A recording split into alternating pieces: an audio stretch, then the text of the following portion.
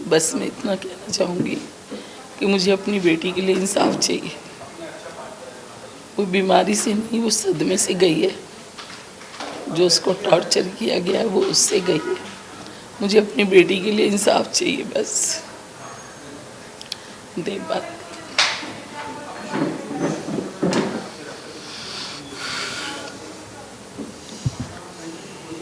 इतनी पॉजिटिव लड़की होने के बाद अगर वो कोविड से गई है ना, तो मैं मान ही नहीं सकता। इतने टाइम से टॉर्चर सह रही थी, हमें भी नहीं पता था।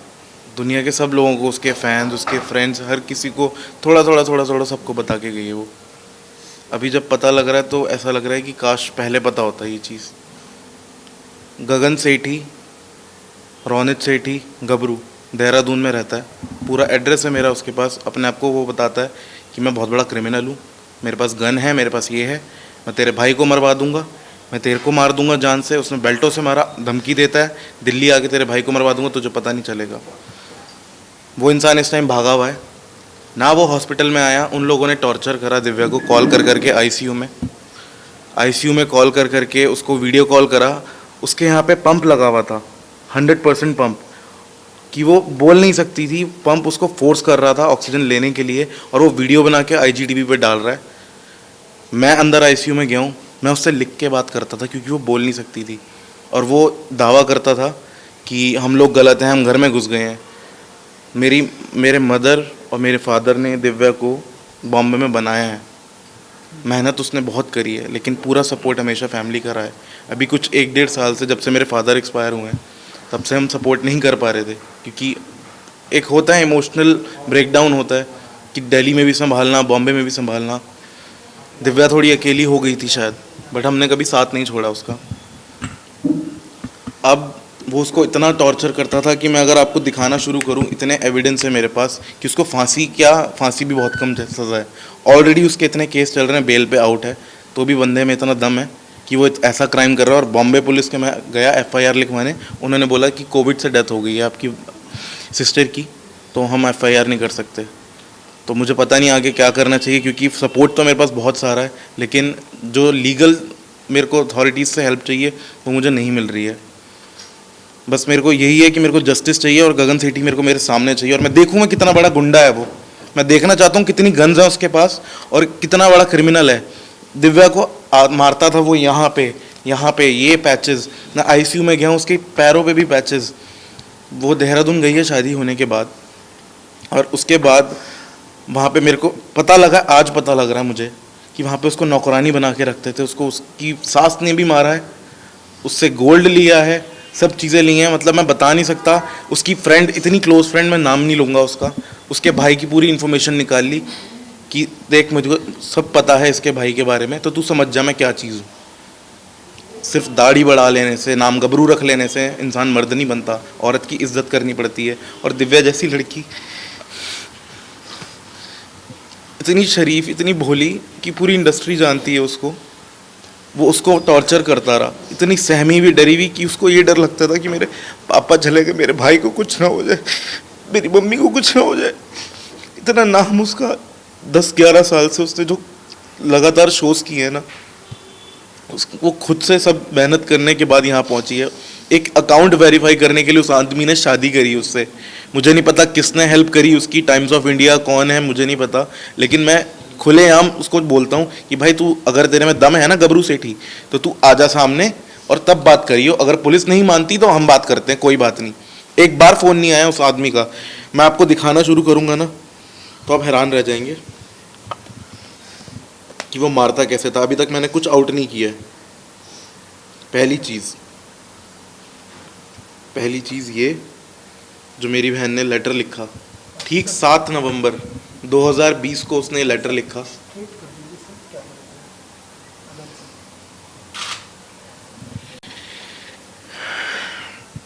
ये लेटर मुझे कबर्ड से मिला उसके। बहुत सारी बातें वो धीरे धीरे बताती थी, बच्ची थी ना, एज से बड़ा होने से हमेशा कुछ नहीं होता, मुझसे बड़ी थी, बट दिमाग से वो बहुत बच्ची थी। मैं सब कुछ दिखाऊंगा धीरे धीरे।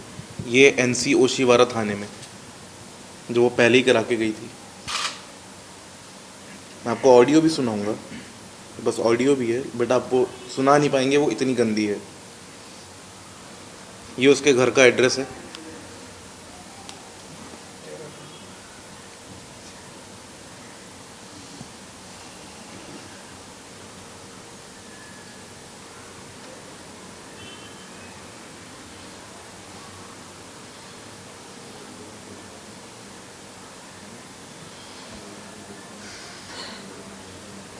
ऐसी चीज़ दिखा रहा हूँ।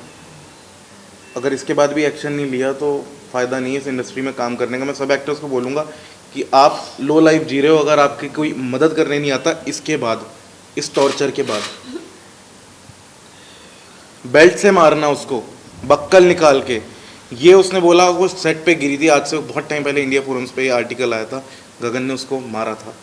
मेरे को बिल्कुल शर्म नहीं आ रही क्योंकि मेरी बहन 5 फुट की और वो साला 5-10 फुट का, तो ये जायज़ है कि वो हाथ उठाएगा तो उसको लगेगी तो ज़रूर। उसके बाद उसका सर फाड़ा गया, वो डॉक्टर के गई 3 दिन के बाद सर फाड़ा गया, चूड़ा पहना हुआ उसने। सर फाड़ने के बाद उसको स्टिचेस नहीं लगवाए गए ताकि पुलिस केस ना बन जाए।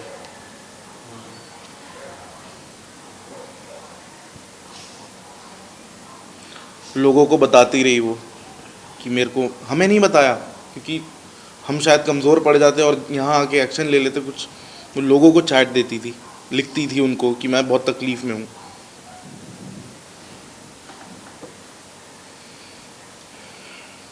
और ये गगन सेठी ने एक बार नहीं कई बार लड़कियों के साथ फ्रॉड किया है। मेरे पास कई ऐसी बातें हैं, कई लोग ऐसे हैं जो मेरे को मैसेज करके बोलते हैं।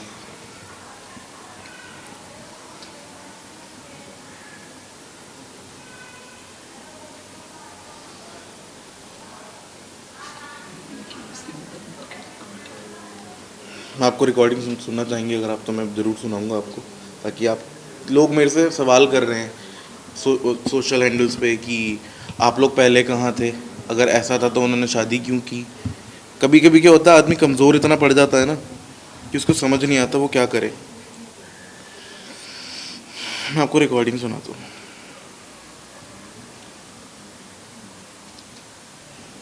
बात करने के तरीके से पता चल जाता है।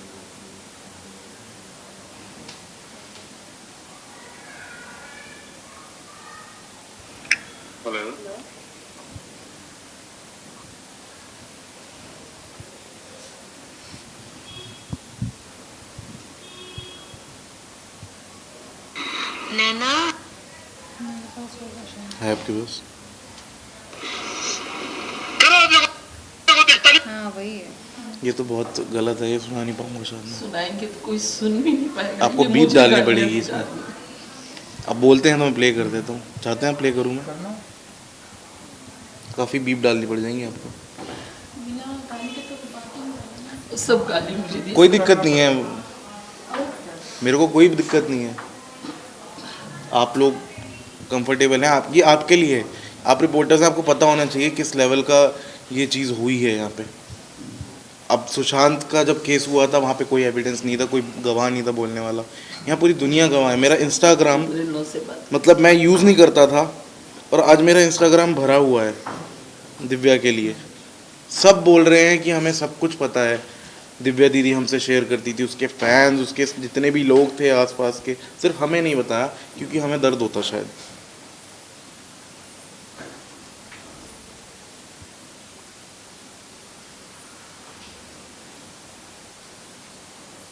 ये उसने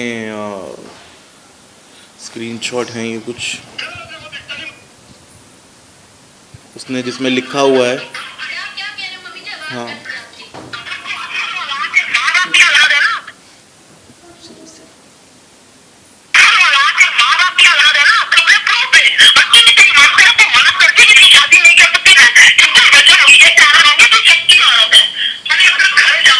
मैं शक्की औरत हूँ ना, कोई बात नहीं। मैं काम करती हूँ, मैं शक्की औरत हूँ ना, कोई बात नहीं मम्मी जी, कोई बात नहीं। मैं शक्की औरत, आज आप मुझे आप बोल रहे हो ना, कोई बात नहीं, कोई बात नहीं। ये अगर गगन गलत नहीं है, ठीक है, कोई बात नहीं मम्मी जी। मैं आपको सही बात है क्योंकि मैं गलत हूँ ही नहीं कहीं भी। वो प्रूफ करने के लिए अपने आप को, उसके वो लोग उसको ब्लेम करते थे क्योंकि वो इंडस्ट्री से बिलोंग करती है, जबकि पूरी इंडस्ट्री जानती है कि दिव्या। मारते हैं, ये मारते हैं, सब करते हैं, गालियाँ देते। दोबारा से play करो। शेयर करना उसको। एक मिनट रुक, स्पीकर पे क्यों नहीं आ रहा है? पैसों से मारते हैं, सब करते हैं, गालियां देते हैं, लड़कियों के साथ बाहर चैट करते हैं। माँ की किसी ने कुछ नहीं बोला, उन्होंने बोला कि तेरी औकात क्या है, किसी ने कुछ नहीं बोला, उन्होंने बोला मैं तुझे छोड़ दूंगा, किसी ने कुछ नहीं बोला। और आप मेरे पे ब्लेम लगा रहे हैं, ब्लेम पे ब्लेम लगाए जा रहे हैं मम्मी जी। मेरा क्या काम क्या किया मैंने? वो मुझे अकेले छोड़ के जा रहे हैं, वो बीवी वाला कोई रिश्ता नहीं रखा उन्होंने मम्मी जी। उन्होंने मेरे साथ, आप मुझे रोज फोन कर करके आप मुझे डांट भी रहे हो, मैं ठीक है, आप बस मैं आपकी इज्जत करती हूँ। किसके साथ रही? वो सीसीटीवी फुटेज निकाल लीजिएगा, क्योंकि मैं गलत तो कहीं नहीं, क्योंकि मेरे पास इनके लिए तो प्रूफ है और मैं इन्हीं से ही बोल सकती हूँ और तो किसी से कुछ कह नहीं सकती। आपको किसने बोला मैं 3 दिन हूँ? मैं आपको किसने बोला? किसने बोला 20 तारीख को घर में आई हूँ? किसने बोला आपको? अच्छा 3 दिन कहाँ हूँ? ठीक है, मैं आपको वो सीसीटीवी फुटेज चाहिए ना? मैं 3 दिन घर में नहीं थी। गगन ने मुझे कमरे में बंद करके मुझे मारने की धमकी दी और खुद कह रहे मैं मर जाऊंगा, तुझे भी मार दूंगा। मैं वहाँ बेल बजती है घर की, और अगर मैं अपना बचाव करती हूँ और मैं आपको फोन करती हूँ कि मम्मी जी मेरे साथ ऐसा कर रहे हैं, तो मैं गलत हूँ? मेरे को मारा नहीं, आपने देखा था। जब आप मेरी बात पे यकीन नहीं कर रहे तो मम्मी जी आप मेरी बात पे यकीन, आप मम्मी जी आप क्या बात,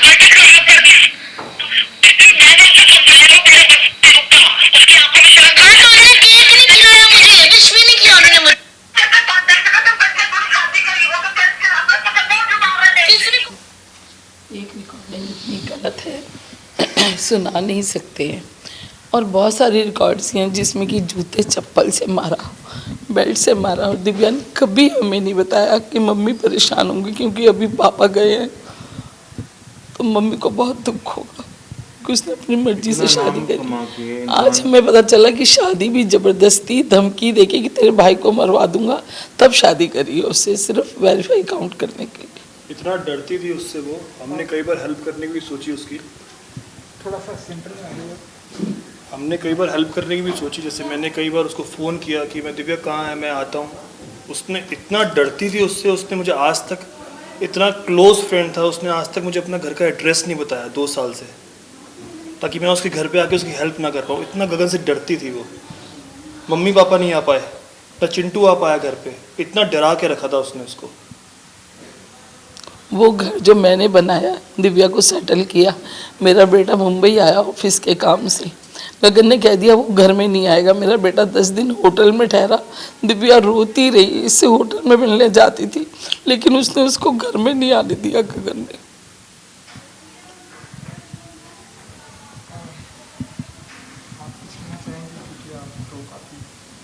मैं काफ़ी कुछ ऑलरेडी कह चुकी हूँ, एंड आई थिंक जिसकी माँ ऐसी हो तो उस बच्चे से क्या उम्मीद कर सकते हैं, ऐसी वाली बात है। अभी मैं कुछ ऐसा बोल दूंगी जो शायद मुझे बोलना नहीं चाहिए हो, इसलिए मैं चुप बैठी हूँ। बट ये एक्चुअली हर एक लड़की के लिए मैं कहना चाहूँगी। दिव्या तो हमारे बीच में नहीं रही, पर जितने उसके फैंस या उसने जिन जिन लोगों को ये सब बारे में, मुझे कभी दिव्या ने ये सब नहीं बताया, क्योंकि उसको बहुत अच्छे से पता था कि अगर मैंने देवो को बोल दिया तो पूरी दुनिया एक तरफ हो जाती, और मैं सिर्फ गगन से एक बार ही मिली हूँ। और अगर उस दिन मुझे एक्चुअली पता होता ना कि गगन दिव्या के साथ क्या कर रहा है, मैं ना आगे देखती ना पीछे देखती, मैं सोचती भी नहीं कि उसका मैं क्या हाल कर देती वहीं पे। And this is to you Gagan, गबरू, जो भी है बड़ा वाला, तू समझ ले तू क्या है। जितनी भी तूने ज़िंदगी में तेरी माँ बहन तूने गालियाँ दी भी नहीं होगी ना, वो सारी गालियाँ तू अपने लिए और अपने माँ के लिए एकदम संजोग के रख ले मेरे तरफ से। और जिस दिन तू मुझे दिख गया ना, तू बॉम्बे तो आना मत, कभी आना मत, क्योंकि यहाँ पे आएगा तो जेल में ही जाएगा। अभी तो जहाँ पे भी भाग के गया है ना, वहीं पे भाग के छुपा रहे। और क्या बोलते हैं ना, ऊपर की लाठी जब मार पड़ती है ना, लाठी की आवाज़ नहीं होती है। तो मतलब दिल से अगर किसी को आज मैंने बद्दुआ दी है ना, वो तुझे दी है। मतलब लिटरली बोलते हैं ना कि कीड़े पड़ जाए, मर जाए, तो एक्चुअली तेरे साथ वही होगा, तेरे साथ भी होगा, तेरे माँ के साथ भी वही होगा कि तुम लोग के बॉडी में ऐसे कीड़े पड़ेंगे ना कि कोई पूछने वाला भी नहीं आएगा। ऐसी मौत मरोगे तुम लोग, ऐसी हालत होगी तुम लोगों की। तुम लोगों ने ऐसी एक लड़की को टॉर्चर किया है ना, जो लड़की अपने दुश्मन को भी ना अगर बोले ना कि दिव्या मुझे एक रात के लिए खाना चाहिए, सोने की जगह चाहिए, वो वैसी लड़की थी। और तुम लोगों ने उस लड़की के साथ ऐसा किया है ना, तुम लोग तो कभी खुश रहोगे ही नहीं। तुझे क्या चाहिए था? पब्लिसिटी चाहिए थी, तुझे आइडेंटिटी चाहिए थी, तुझे बॉम्बे में काम चाहिए था। अब तू बॉम्बे में काम करके बता, अब तू बता मुझे इंडस्ट्री में काम करके, तू बता मुझे। गबरू सिंह और तेरी माँ, तुम लोगों ने जितनी प्लानिंग की ना दिव्या को लेके, अब तुम लोग बताओ। मैं तुमको ओपन चैलेंज कर रही हूँ, तुम आके बॉम्बे में काम करके मुझे बताओ। So the thing is of course legally चीज़ें जाने के लिए वी नीड लीगल हेल्प। वहाँ पे I know due to Covid ये सब कुछ हुआ है, बट जो शुरुआत दिव्या करके गई थी, दिव्या को जब सबने कहा तो उसने जाके एनसी करवा दी थी। दैट मीन्स वो प्रिपेयर्ड हो रही थी इस चीज़ को लेके फाइट करने के लिए। इस जो उसके साथ टॉर्चर हुआ है इतने सालों में, उसके अगेंस्ट वो जो स्टेप उठा के, क्योंकि मैं भी जब दिव्या से मिली, हम लोग बीच में बात नहीं कर रहे थे, काफ़ी साल बात नहीं हुई थी because of this man only. क्योंकि जब दिव्या के लाइफ में ये आदमी आया था तभी मैंने दिव्या को बोला था कि दिव्या ये आदमी मुझे सही नहीं लग रहा है। कुछ ही दिन के बाद मुझे पता चला कि वो एक रेपिस्ट है, उसके ऊपर एक रेप केस चल रहा है जिसके लिए लास्ट ईयर भी वो जेल जाके आया है, 10 साल की सज़ा हो चुकी है because of Divya and because of his some clients जो भी यहाँ पे थे इंडस्ट्री में, उनके आई गेस रिटन नोटिफिकेशंस के वजह से, लेटर के वजह से उसको बेल मिल गई है उस टाइम पे। बट तभी मैंने दिव्या को बोला था कि Divya this is not right and you are not doing right. और उसके वजह से वो अपने पूरे घर वालों के अगेंस्ट हो गई थी। जबकि मैंने और मेरे ऐसे 2-3 फ्रेंड्स हैं जिन्होंने देखा है कि आंटी अंकल ने एक्चुअली दिव्या के लिए क्या किया है। मतलब even I do have my mom right, but honestly I could say मेरी मॉम सब कुछ छोड़ा के मेरे साथ यहाँ पे ज़िंदगी भर नहीं रह सकती है, अपना काम छोड़ के वहाँ पे भाई है। But I have seen them कि वो कैसे पूरा दिल्ली का घर काम सब छोड़ के दिव्या के लिए यहाँ पे आके रहते थे लिटरली। और जब गगन के वजह से दिव्या वॉज द वन जिन्होंने आंटी और अंकल को घर से निकाल दिया था, इट वॉज बिकॉज ऑफ गगन। तो उसके बाद मैंने दिव्या से अपना रिश्ता तोड़ दिया था एंड ऑफकोर्स बिकॉज ऑफ गगन दिव्या भी बाकी और भी जितने फ्रेंड्स थे सबसे अलग अलग हो गए थे। फिर भी मुझे याद है लास्ट ईयर 1-2 बार मैंने दिव्या को बोला भी कि दिव्या तू आ जाना मेरे घर, आ will talk. But till then time I felt that she is happy, you know, इतने साल हो गए, मैंने कहा सब कुछ अच्छा ही होगा। सो बट 2-3 बार वो आई नहीं, आऊँगी बोल के, तो मुझे थोड़ा डाउट होने लगा। उसके बाद जब उसकी शादी हो गई तो मुझे कहीं ना कहीं लगा maybe I was wrong, the guy is good और सब कुछ ठीक है, अगर शादी कर लिए देन इट इज़ फाइन। वरना तो मुझे पहले दिन से पता था 1 नंबर का लुच्छा लफंगा है, उसको सिर्फ यूज़ करने के लिए वो आया है बॉम्बे। ये मुझे पहले डे 1 से, जब से वो फ़ोन पे बात करती थी, मुझे तब से पता था। बट उसने किसी की सुनी नहीं उस टाइम पे। एंड देन सडनली अभी 2 महीने पहले जब मैं उससे मिली, मैं खुद गई उसके घर गई मिलने के लिए and Gagan was also there. तो वो अंदर ही रहता था, बैठा रहता था, ना दिव्या से कोई लेना देना ना बात करता था। And I was like, Divya को मैंने पूछा सब ठीक है ना, क्या हो गया? Then she started telling me कि ऐसा हुआ वैसा हुआ, ये हुआ वो हुआ। बट ये मारपीट वाली चैप्टर तभी भी उसने मुझे नहीं बताई।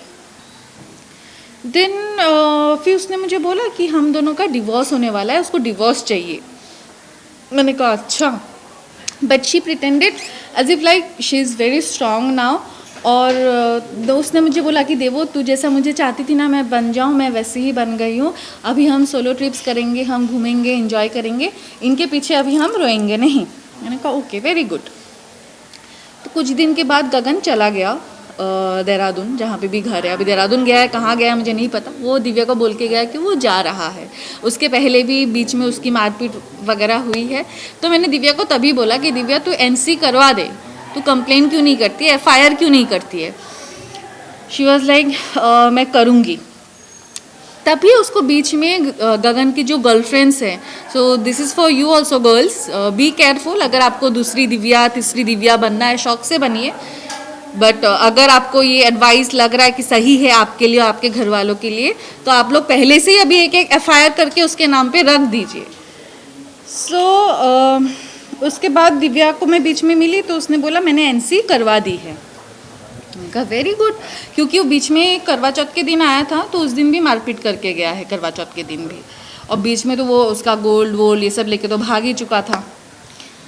फिर उस दिन मार के गया, उसके बाद उसने NC करवाया। उसके बाद शायद वो आया नहीं है दिव्या से मिलने के लिए, या तो फिर बीच में आया भी होगा तो मुझे पता नहीं। बट लास्ट अभी जब मैं उससे मिलने गई थी तब उसके पैरों में मैंने बड़े बड़े निशान देखे।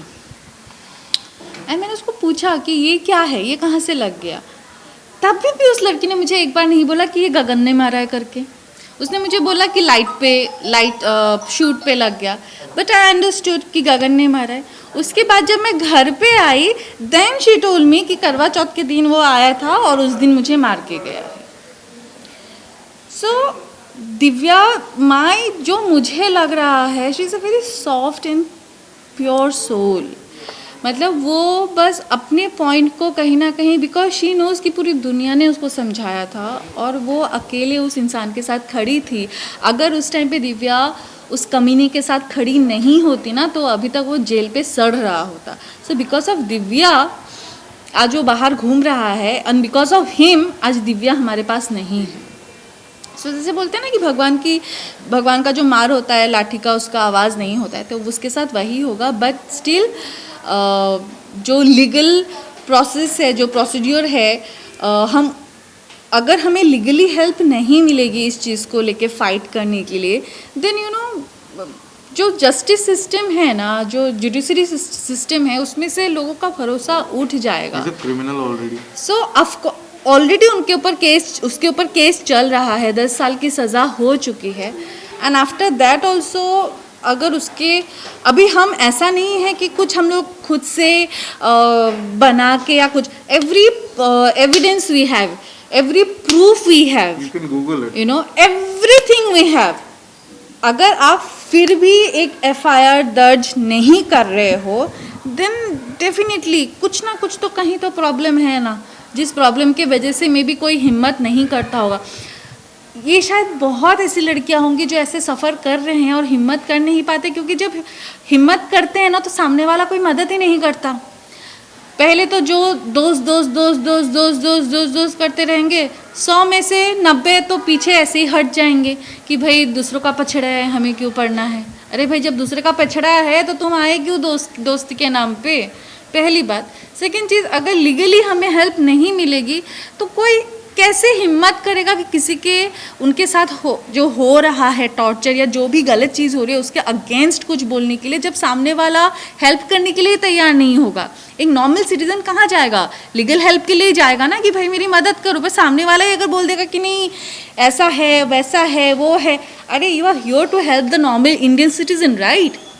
सो आप हेल्प करो ना, कैसे कर सकते हो, कोई भी तो ऐसे कुछ भी नहीं कर रहा ना। We have all the evidences, we have all the proofs, उसके बावजूद भी अगर आप हेल्प नहीं करते हैं तो लोग तो ऐसे ही करते रहेंगे, ऐसे ही सहते रहेंगे। वी हैव विटनेसेस, और क्या चाहिए आपको? N number of witnesses, like you can't even count. So you guys even can't imagine कि उसके साथ क्या हुआ है. I know this is due to COVID, but apart from it, the mental stress, the physical abuse, everything जो भी वो गई है, go through उसने किया है, it is, you can't even imagine it. So yeah, I would like say कि please support कीजिए, एंड जितने भी लड़कियां हैं या जितने भी लोग ऐसे इस तरीके से सफ़र कर रहे हैं, प्लीज़ आवाज़ उठाइए, एक्शन लीजिए.